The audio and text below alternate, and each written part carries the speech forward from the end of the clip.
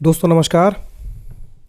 Confidence booster series की इस video में हम कुछ इंपॉर्टेंट क्वेश्चंस देखेंगे और उनसे रिलेटेड कुछ पेरिफेरी स्टडीज़ भी करेंगे। तो आज का जो हमारा पहला क्वेश्चन है वो है कि जनगण मन वाज संग for the first time in the Calcutta session under the chairmanship of. अब यहाँ देखिए बात कर रहा है कि जनगण मन कलकत्ता सेशन और किसके चेयरमैनशिप में। तो आपको पता होना चाहिए सबसे पहला तो जनगण मन जो गाया गया था वो कब गाया गया था। वो गाया गया था 1911 में। 1911 का सेशन हुआ कहाँ था? ये हुआ था कलकत्ता में। अब जब ये दोनों इन्फॉर्मेशन है तो आपको पता होना चाहिए कि इस सेशन के प्रेसिडेंट कौन थे। इस सेशन के प्रेसिडेंट थे बिशन नारायण धर। बिशन नारायण धर जो थे 1911 के कलकत्ता सेशन जो कांग्रेस का सेशन हुआ था उसके प्रेसिडेंट थे। बट क्या इतना इनफ है? बिल्कुल नहीं। और हम कोशिश करेंगे जानने की। जिस तरह से जनगण मन गाया गया था कलकत्ता सेशन में 1911 में, वंदे मातरम कहाँ गाया गया था? वंदे मातरम भी कलकत्ता में ही गाया गया था, लेकिन सेशन अलग था। सेशन कौन सा था? वो सेशन था 1896। अब 1896 का सेशन था तो अब कलकत्ता में था, तो ये भी आपके जानना जरूरी है कि वहाँ के प्रेसिडेंट कौन रहे थे। तो उसके प्रेसिडेंट थे आर सयानी। आप इनके बारे में पढ़ लीजिएगा, रहमतुल्लाह सयानी या रहमत सयानी कुछ नाम था इनका। तो आर सयानी जो थे इनके बारे में अगर आप स्टडी करेंगे तो आप देखेंगे कि he was the second Muslim to be Congress president. ठीक है, रहमतुल्लाह सयानी। अब क्या इतना इनफ है? हम 1911 में एक और फैक्ट देखेंगे जो बिहार से रिलेटेड है। राजेंद्र प्रसाद ने फॉर्मली कांग्रेस कब ज्वाइन किया था? 1911 के सेशन में। वैसे वो 1906 के सेशन में भी एज अ वॉलंटियर पार्टिसिपेट कर चुके थे, लेकिन जब फॉर्मली ज्वाइन करने की बात होती है तो he joined Congress formally in 1911 session. ठीक है, इससे आगे और बढ़ते हैं। जो कलकत्ता सेशन था, कौन सा सेशन था कांग्रेस का? अगर आपको अभी कुछ भी नहीं बताया जाए, आपको नहीं पता है, तो आप कैसे अंदाज़ा लगाएंगे? अब देखिए, आपको ये पता होगा कि 27वां सेशन कहाँ हुआ था। 27वां सेशन हुआ था बांकीपुर में। ठीक है, और ये 27वां सेशन कब हुआ था? ये हुआ था जब बिहार का डिवीज़न हो गया था बंगाल से 1912 में। तो जब 1912 का आपको पता है तो ये कांग्रेस सेशन कौन सा होगा? 26वां सेशन होगा। ठीक है, अब हम देखते हैं और कुछ लोगों के बारे में। इसमें जैसे हम देखते हैं दादा भाई नौरोजी जी के बारे में। दादा भाई नौरोजी के बारे में अगर हम जानने की कोशिश करेंगे तो वो जो है वो 3 बार कांग्रेस के प्रेसिडेंट रह चुके थे। 3 टाइम्स कांग्रेस प्रेसिडेंट। कौन? दादा भाई नौरोजी। और कुछ जानेंगे उनके बारे में। तो he presided over the Congress session after the founding session. 1886 में जो सेशन हुआ था उसको वही प्रिसाइड कर रहे थे, और ये सेशन कहाँ हुआ था? कलकत्ता में हुआ था। दूसरा सेशन कौन सा था इनका इंपॉर्टेंट वाला? 1906 वाला सेशन था, जहां पे इन्होंने स्वराज की पहली बात की थी कि स्वराज जो है वो कांग्रेस का अल्टीमेट गोल है। इसकी बात 1906 में किसने की थी? दादा भाई नौरोजी जी ने की थी। इसके अलावा क्या इंपॉर्टेंट है? अब देखेंगे तो दादा भाई की नौरोजी का नाम आता है एक अच्छी सी किताब में, poverty and un British rule. Poverty and un British rule in India, ये किताब किसने लिखी? दादा भाई नौरोजी ने लिखी। अगर आप देखेंगे तो ये पहले इंडियन थे जो ब्रिटिश हाउस ऑफ कॉमन्स में चुन के गए थे। तो कौन सी पार्टी से चुन के गए थे? तो लिबरल पार्टी से चुन के गए थे। कौन सी कंस्टिट्यूएंसी से चुन के गए थे? तो वो था फिन्सबरी सेंट्रल। यहां से चुन के वो ब्रिटिश हाउस कॉमन्स में गए थे। ठीक है, इनकी एक किताब बताइए, या किताब तो हमने देख लिया, इनका एक न्यूज़पेपर बताइए। इनका अगर न्यूज़पेपर देखेंगे तो रस्त गुफ्तार जो है इनका न्यूज़पेपर है। अब इनका एक सभा भी इन्होंने बनाई थी, उन सभा का नाम आप कमेंट करके बताइए। चलिए आगे बढ़ते हैं। अब हमारे जो अगली पर्सनालिटी है इसी में ऑप्शन में ही रास बिहारी घोष है। रास बिहारी घोष को कैसे आप जानते हैं? रास बिहारी घोष को हम इसलिए जानते हैं क्योंकि जो कांग्रेस में धमाका हुआ था 1907 में, क्या धमाका हुआ था? स्प्लिट हो गया था मॉडरेट और एक्सट्रीमिस्ट में। हालांकि 1905 के सेशन से ही ये दरार पड़नी शुरू हो गई थी, लेकिन 1907 के सेशन में फाइनली जो है ना दोनों अलग अलग हो गए। तो इस जब अलग अलग हुए तो उसके कौन थे प्रेसिडेंट कांग्रेस सेशन के? रास बिहारी घोष थे। अब आप देखेंगे कि ये मॉडरेट से थे या एक्सट्रीमिस्ट से थे, तो रास बिहारी घोष जो थे ही बिलोंग टू मॉडरेट्स, ठीक है। और उसमें नागपुर से सूरत भी शिफ्ट किया गया था कुछ इसी वजह से। काफ़ी सारा 1907 से रिलेटेड अगर आप पढ़ेंगे तो उसमें काफ़ी आपको और फैक्ट्स मिल जाएंगे, बट इतना इंपॉर्टेंट नहीं है। इसके बाद हम देखेंगे हमारे एस.एन. बनर्जी साहब। एस.एन. बनर्जी साहब उसी समय के वो ICS ऑफिसर थे जिसकी आप तैयारी कर रहे होंगे। इनकी सबसे फेमस किताब जो है या जो इन्होंने पत्रिका एडिट की थी वो है द बंगाली। बंगाली को आप एस.एन. बनर्जी से रिलेट कर सकते हैं। इनको हम राष्ट्रगुरु भी बोलते हैं, राष्ट्रगुरु बोलते हैं किसको? सुरेंद्रनाथ बनर्जी को। इन्होंने इंडियन नेशनल एसोसिएशन बनाया था, इवन कांग्रेस से भी पहले बनाया था। और इतना ही नहीं, जब कांग्रेस का फाउंडिंग सेशन चल रहा था तो he was not present in the meeting. क्यों? क्योंकि इनके अपने ऑर्गेनाइजेशन का अलग कॉन्फ्रेंस चल रहा था। इनके बारे में एक पिकुलियर चीज़ है, आपको बहुत कम जगह ये चीज़ मिलेगा कि इन्होंने जो है एस.एन. बनर्जी साहब ने 1909 का जो मॉर्ले मिंटो रिफॉर्म था और 1919 का जो मॉन्टेग्यू चेल्मसफोर्ड रिफॉर्म था, इन दोनों को इन्होंने सपोर्ट किया था फॉर सम और other reason. Because he believe ना कि जो कांग्रेस का उस समय का मॉडरेट का ऑब्जेक्टिव है वो ये दोनों चीज़ जो है वो फुलफिल कर रहा है। इस तरह से एक आप कंसेप्ट लगा सकते हैं, सोच सकते हैं इस हिसाब से। तो जब 1919 में इन्होंने सपोर्ट किया था तो ये अलग थलग थोड़े पड़ गए थे। जैसे ही अलग थलग पड़े तो इन्होंने एक अलग ऑर्गेनाइजेशन की स्थापना की, वो था Indian national liberation foundation. Indian national liberation foundation की स्थापना इन्होंने 1919 में की। ठीक है, अब आगे बढ़ते हैं, ज़्यादा हो जाएगा। अब अगला है क्वेश्चन, नहीं मैंने एक टॉपिक ही ले लिया क्योंकि इससे जितना क्वेश्चन बनाओ कम है। यह है 1916 का कांग्रेस सेशन। 1916 का कांग्रेस सेशन जैसे ही आता है आपको एक नाम याद आ जाना चाहिए, वो है अंबिका चरण मजूमदार। इस कांग्रेस सेशन के बारे में एक और बात करें तो लखनऊ पैक्ट जो है ना इसी सेशन में साइन हुआ था। अब लखनऊ पैक्ट क्या था भाई? तो जो कांग्रेस था उस समय का और जो मुस्लिम लीग थी, आईएनसी को क्या चाहिए था? आईएनसी के पास उसमें लीडर की कमी हो गई थी, सब मोस्टली जो है अरेस्ट हो गए थे, मूवमेंट थोड़ा ढीला पड़ गया था। तो आईएनसी को एक सख्त होके साथ होके आगे बढ़ने की ज़रूरत थी। और मुस्लिम लीग का जो ब्रिटिश के साथ जो भाईचारा था ना वो धीरे धीरे रिड्यूस हो रहा था 1916 के टाइम पे। तो वो जो चीज़ था दोनों का कुछ ना कुछ लैग फैक्टर था, तो इन दोनों को करीब ले आया 1916 के कांग्रेस सेशन में, लखनऊ पैक्ट में। इन दोनों को करीब लाने में जिम्मेदार आदमी सबसे ज़्यादा कौन थे? बाल गंगाधर तिलक और एनी बेसेंट। इन दोनों का काफ़ी अहम रोल रहा था इन दोनों को साथ करने में। मोटा मोटी देखें तो बाल गंगाधर तिलक को हम देखेंगे।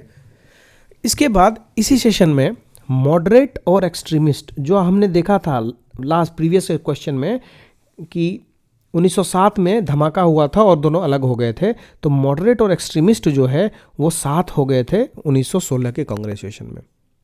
इसके बारे में अगर आप एक देखें बिहार के कॉन्टेक्स्ट में क्यों इंपॉर्टेंट है कि ये वही सेशन है जहां गांधी जी आए थे और उनसे राजकुमार शुक्ल मिले थे। क्यों मिले थे? चंपारण के जो पीजेंट्स थे उनकी जो हालत है, उसकी समस्या है, उनको लेके गांधी जी से मिले थे। ठीक है, इस सेशन के बारे में एक और इम्पॉर्टेंट खास बात है, एक काफ़ी कॉमन फैक्ट है कि इसी सेशन में सरोजनी नायडू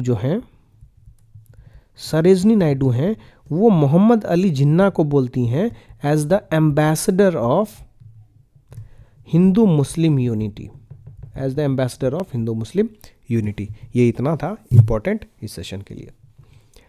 अब हम आते हैं तीसरा क्वेश्चन। तीसरा क्वेश्चन है कि who was appointed as the Mithila ruler after Akbar took the throne of Mughal empire. अब जब अकबर आए तो मिथिला के रूलर कौन बनाए गए या किसको अपॉइंट किया गया? तो अगर आपने वीडियो देखा होगा हमारा मेडावल हिस्ट्री ऑफ बिहार का, तो इसमें हमने काफ़ी क्लियरली सारे सीक्वेंस को अच्छे से बताया है और इसमें बताया है कि महेश ठाकुर जो है उनको बनाया गया था मिथिला का रूलर। अब किस सर्कमस्टांस में बनाया गया, क्यों बनाया गया, हम इसको 5 मिनट में रिवाइज कर लेते हैं। देखिए, जो महेश ठाकुर थे, ही बिलोंग टू, या वो जो थे वो पहले राजा थे कौन से डायनेस्टी के, वो पहले राजा थे खंडवाला डायनेस्टी के, खंडवाला डायनेस्टी के, या जिसको हम राज दरभंगा भी बोलते हैं। अब खंडवाला डायनेस्टी तक बात आएगी कैसे, ये अगर हम देखें तो जो स्टार्ट होता है मिथिला डायनेस्टी का, अगर आप देखेंगे तो यहाँ पे कर्नाट डायनेस्टी है, कर्नाट डायनेस्टी है। जब कर्नाट डायनेस्टी रहता है तो कर्नाट डायनेस्टी के टाइम पे कौन सा मुस्लिम इन्वेडर आया था, इसके टाइम पे आया था इब्न बख्तियार खिलजी, इब्न बख्तियार खिलजी। लेकिन जैसे ही अगली डायनेस्टी थी कर्नाट के बाद, ओइनवर डायनेस्टी, डिटेल में आप वीडियो में देख लीजिए, ओइनवर डायनेस्टी। ओइनवर डायनेस्टी के जो फर्स्ट रूलर थे वो थे कामेश्वर ठाकुर, कामेश्वर ठाकुर। लेकिन जो कर्नाट से ओइनवर का ट्रांजिशन था वो स्मूथ नहीं था, क्योंकि जब इब्न बख्तियार खिलजी आया था तो वो नरसिंह देव पे आक्रमण करता है और वहाँ का नजराना तय कर देता है। ठीक है, तो जो हरसिंह देव थे, हरसिंह देव जो कहें तो वो लास्ट रूलर थे कर्नाट डायनेस्टी के, हरसिंह देव। हरसिंह देव के टाइम पे एक आक्रमण हुआ था, किसका, तुगलक डायनेस्टी का। तुगलक डायनेस्टी का जो घियासुद्दीन तुगलक था, घियासुद्दीन तुगलक का जो बंगाल अभियान था, बंगाल अभियान के दौरान जैसे ही वो इस तरफ आया था तो रास्ते में बीच में पड़ा था मिथिला। तो जैसे ही मिथिला पड़ता है बीच में तो वहाँ आक्रमण करता है। तो उस समय कौन थे राजा, हरसिंह देव राजा थे। जब हरसिंह देव राजा थे तो उनको डिफीट करता है घियासुद्दीन तुगलक, और हरसिंह देव जो है वो नेपाल स्केप कर जाते हैं या नेपाल चले जाते हैं, आप जैसे समझिए। उसके बाद घियासुद्दीन तुगलक जो है वो हरसिंह देव के जो पुरोहित थे, हरसिंह देव के पुरोहित थे कामेश्वर ठाकुर। कामेश्वर ठाकुर को बोलते हैं कि आप ऋण ले लीजिए, आप राजा बन जाइए यहाँ के, क्योंकि यहाँ के राजा भग गए हैं।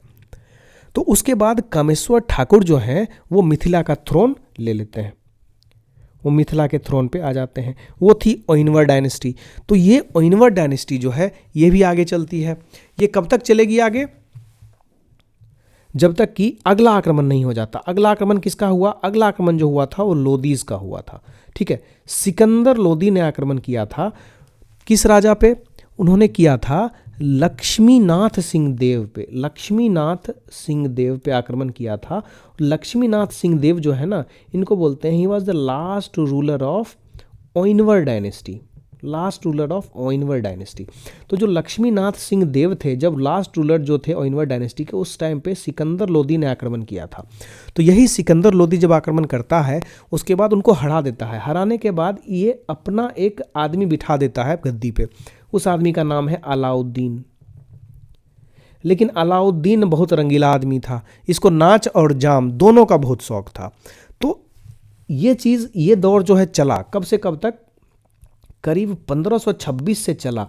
लेकिन अकबर के जब थ्रोन पे आने तक, अकबर थ्रोन पे कब आए, वो आए करीब 1556 में। तो करीब 30 साल का सिलसिला चला। अलाउद्दीन की बहुत सारी गलत तरीकों और गलत पॉलिसी से लोग परेशान थे।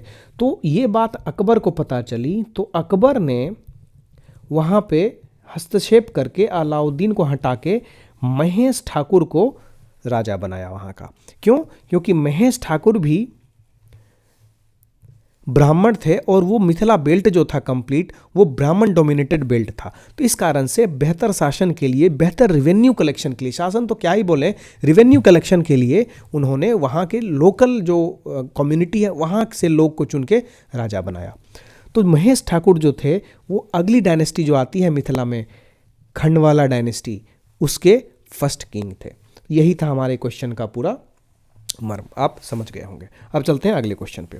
अगला क्वेश्चन है कि इसको क्रोनोलॉजिकल ऑर्डर में सजाना है आपको। नालंदा, उदांतपुरी, विक्रमशिला और तक्षशिला, इसके बारे में काफ़ी डिटेल से बताया गया हमारी वीडियोज़ में, बट यहाँ पे हम डायरेक्ट देखते हैं कि इसका क्रोनोलॉजिकल ऑर्डर में कैसे देखें। तो सबसे पुरानी यूनिवर्सिटी जो थी भारत की वो थी तक्षशिला।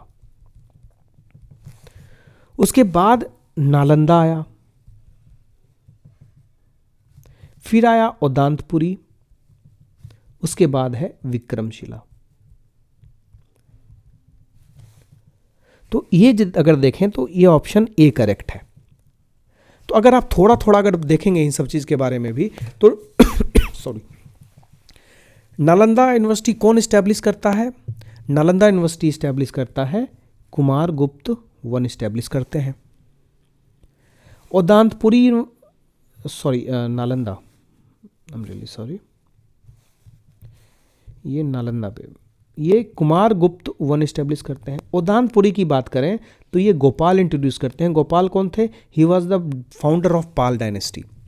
और विक्रमशिला को कौन इंट्रोड्यूस करते हैं, कौन स्टैब्लिश करते हैं? विक्रमशिला यूनिवर्सिटी को स्टैब्लिश करते हैं धर्मपाल। धर्मपाल भी जो थे ये भी पाल डायनेस्टी को ही बिलोंग करते थे। तो कुछ और फैक्ट अगर जानने की कोशिश करेंगे नालंदा यूनिवर्सिटी या ओदांतपुर यूनिवर्सिटी से रिलेटेड, तो नालंदा यूनिवर्सिटी को वर्ल्ड हेरिटेज साइट घोषित किया गया। कब किया गया? 2016 में किया गया। ठीक है, ये कितनी बार डिस्ट्रॉय हुआ? ये 3 बार डिस्ट्रॉय हुआ। इसको कौन कौन किस किसने डिस्ट्रॉय किया था? सबसे पहला हुन्स का अटैक कब हुआ? स्कंदगुप्त के टाइम पे। दूसरा डिस्ट्रक्शन गौर किंग ने किया, गौर किंग ने किया। बाद में इसको हर्षवर्धन ने बनाया। फिर तीसरा अटैक जो है वो इब्न बख्तियार खिलजी ने किया। वो तो आपको पता ही होगा अगर आपने हमारे लेक्चर्स को देखा होगा और आपने पढ़ा भी होगा कि राहुल सीलभद्र जो है वो प्रोफेसर ऑफ मेडिसिन है, उन जाके इलाज करते हैं। इलाज करने के बाद उसको फिर से एक कॉम्प्लेक्स फीलिंग हो जाती है कि बुद्धिज़्म इतना ज़्यादा है कि इस्लाम के जो मेडिसिन है उसको भी उसने पीछे कर दिया। बुद्धिज़्म ने वो ठीक कर दिया जो इस्लाम नहीं कर पाया, एंड मेनी मोर थिंग्स। तो इसको लेके वो थोड़ा कॉम्प्लेक्स फील किया और बाद में जाके नालंदा यूनिवर्सिटी और दानपुरी को जला दिया। ठीक है, आगे बढ़ते हैं। Who was the first sultan to invade Bihar? देखिए क्वेश्चन थोड़ा ट्रिकी है। ठीक है, इसमें एकदम कंफ्यूज नहीं होना है कि फर्स्ट सुल्तान कौन था बिहार को इन्वेड करने वाला। आप अगर देखेंगे तो सब जगह आपको मिलेगा कि नसरुद्दीन मोहम्मद ने बिहार को जीता था। लेकिन भाई नसरुद्दीन मोहम्मद कौन था? ये तो सेनापति था, है ना। अगर अभी इंडिया पाकिस्तान का वॉर होता है और भारत जीत जाता है उसमें, तो आप किसकी जीत बोलेंगे? आप भारत की जीत बोलेंगे ना। आप तो ऐसा तो नहीं बोलेंगे कि वो आर्मी के जो कमांडर थे वो जीत गए, है ना। तो first sultan to invade Bihar, तो फर्स्ट सुल्तान कौन थे? उस समय पे जो सुल्तान थे वो नसरुद्दीन मोहम्मद जी के पिताजी थे इल्तुतमिश। वो इल्तुतमिश वो फर्स्ट सुल्तान था जो बिहार को इन्वेड किया था। तो ये जो बैटल हुआ था, कौन सा बैटल हुआ था? ये बैटल हुआ था बैटल ऑफ तिलियागढ़ी, बैटल ऑफ तिलियागढ़ी। उसके बाद देखें तो यहाँ पे डिफीट कौन हुआ था? यहाँ डिफीट हुआ था गियाथ अल दीन इवाज खिलजी। ठीक है, गियाथ अल दीन इवाज खिलजी जो है यहाँ, ही गॉट डिफीटेड। इस लड़ाई के बाद इल्तुतमिश ने बिहार में एक गवर्नर अपॉइंट किया। कौन सा वो गवर्नर कौन था? मलिक जानी।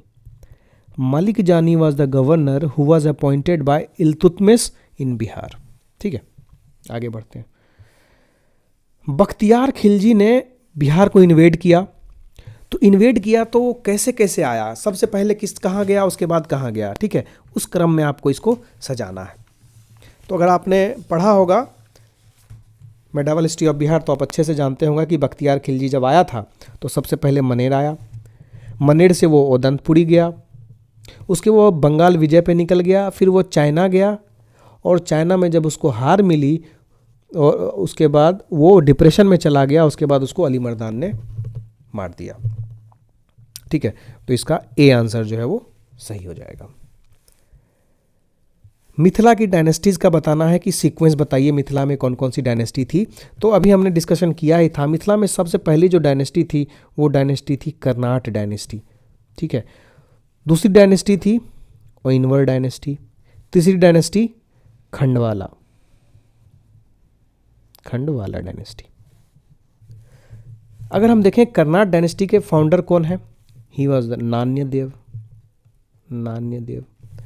ओइनवर के पहले कौन थे, ओइनवर डायनेस्टी के, तो आपको बता चुके हैं, ही वॉज कामेश्वर ठाकुर, वो राजपुरोहित थे हरसिंह देव के। उसके बाद खंडवाला डायनेस्टी, खंडवाला डायनेस्टी में किसको बनाया गया, खंडवाला डायनेस्टी में जो हमारा क्वेश्चन है उसी में है महेश ठाकुर, महेश ठाकुर को खंडवाला डायनेस्टी का